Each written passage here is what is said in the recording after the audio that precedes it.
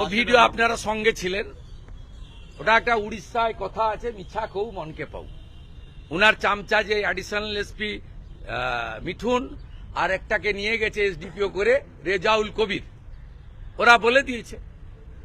আপনাদের কাছে ভিডিও আছে। এত ব্যাখ্যা ওকে দেবো কেন? কে হরিদাস পাল? নন্দীগ্রাম নাম থাকলে ওর পিসি দিদি থেকে দিদিমা হতো, জীবনে মুখ্যমন্ত্রী হতো না। ও বেটা ১,৫০০ পুলিশ নিয়ে বেড়ায়, আর এসেছে 11 সালে আমরা সব জিতিয়ে দেওয়ার পরে। ও ছিল নাকি 11-র আগে সিপিএম এর সঙ্গে লড়াইতে?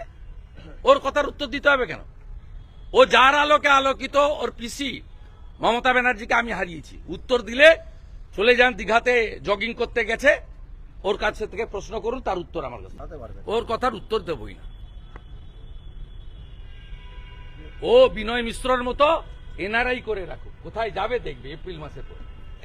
2026-এর 2026-এর পরে ওকে ওর যেরকম টাকা তোলার মেন কালোয়াত বিনয় মিশ্র পালিয়েছে ভানুয়াতিতে, ও ঠিক করে রাখুক কোন রাস্তা দিয়ে। ওর বাপিসি যেমন বলছে ও তো এরকম বলছে।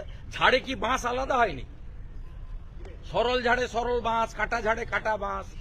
যেমন ঝাড় তেমন বাঁশ, পিসি যেমন ভাইপো তেমন। দীপক ঘোষের বইতে সব লেখা আছে, আমাকে আর ঘাটা। ও যত করবে আমার ভোট তত বাড়বে।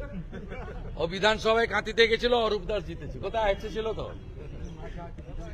আর লোকসভায় গিয়ে আমার বাড়ির পাশ দিয়ে হেঁটেছিল, আমার ভাই জিতেছে 50,000 ভোট। ওকে বলবো হাটবারে যেতে, প্লাস্টার না বাঁধে এমনি যেতে, হুইল চেয়ারে যাবে। কোনটা প্রসাদ? এটা মিষ্টি, গজা পেড়া মিষ্টি, এটা হালাল খাওয়ার, কোন হিন্দু খাবেন না। শামসুজ্জামান বলেছে মুর্শিদাবাদের রানীনগরে যে আমার মিষ্টি দোকানে হালাল হয়। আমরা হালাল খাওয়ার খাই না, আমরা ঝটকা খাওয়ার খাই।